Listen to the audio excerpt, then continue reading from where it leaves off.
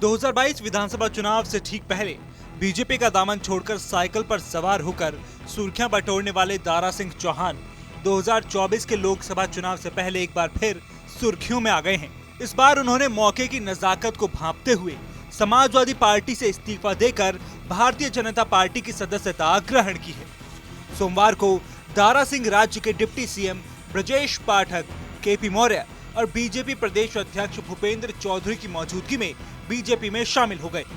हाल ही में दारा सिंह चौहान ने गृह मंत्री अमित शाह से मुलाकात की थी। इसके बाद उन्होंने घोसी विधायक पद से इस्तीफा दे दिया था।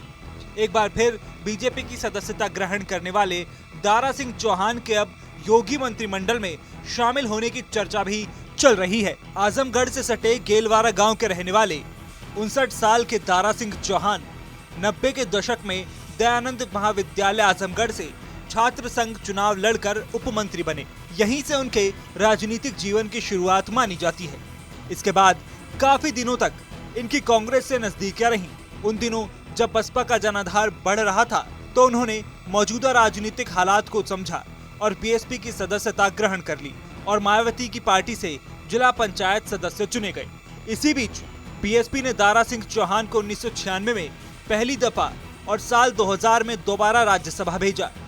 2009 में उन्होंने बसपा के टिकट पर घोसी विधानसभा सीट से चुनाव लड़ा और जीत दर्ज की। फिर साल 2015 में दारा सिंह चौहान ने सियासी नजाकत को समझा और बीजेपी में शामिल हो गए, जिसके बाद 2017 में वो यूपी विधानसभा चुनाव बीजेपी के टिकट पर लड़े और जीत दर्ज की।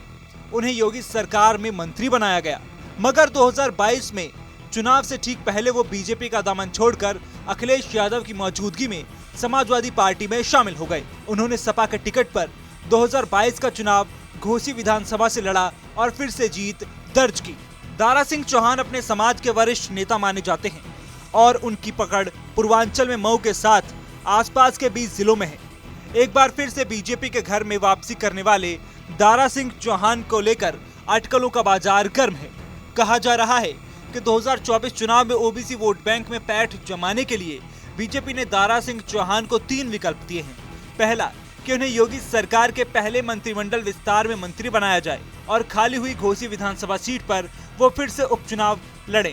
दूसरा विकल्प यह है कि उनको दिल्ली की राजनीति में सक्रिय रूप से लाया जा सकता है और मोदी सरकार में उन्हें केंद्रीय मंत्री बनाया जा सकता है और 2024 लोकसभा चुनाव में उनको बीजेपी के टिकट पर घोसी से चुनाव लड़वाया जा सकता है। वहीं तीसरे विकल्प के रूप में देखा जाए तो उन्हें राज्यसभा भी भेजा जा सकता है।